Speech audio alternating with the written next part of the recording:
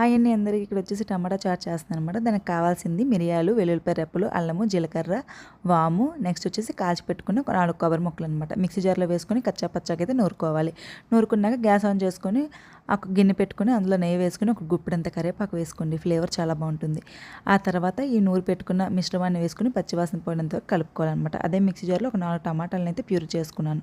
Pure చేసుకున్నాక ఒక గిన్నెలో అయితే వేసుకున్నాక అందులోని సరిపడినంత ఉప్పు, పసుపు, కారం, ధనియాల పౌడర్, జీలకర్ర పౌడర్ అయితే వేసుకున్నాను అనమాట. వేసుకున్నాక ఒక గ్లాసు వాటర్ కూడా వేసుకున్నాను, కొంచెం కొత్తిమీర వేసుకున్నాను. ఇప్పుడు పక్కన ఒక చింతపండు నానబెట్టుకోవాలి, ఒక నిమ్మకాయ సైజ్ అంత అనమాట. నానబెట్టుకున్నాక అది నానిన తర్వాత ఆ వాటర్ కూడా ఇందులో వేసేసుకోవాలి.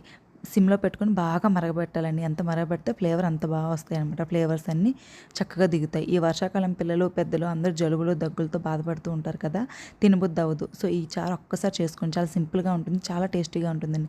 నాన్ వెజ్తో కూడా చాలా బాగుంటుంది అనమాట.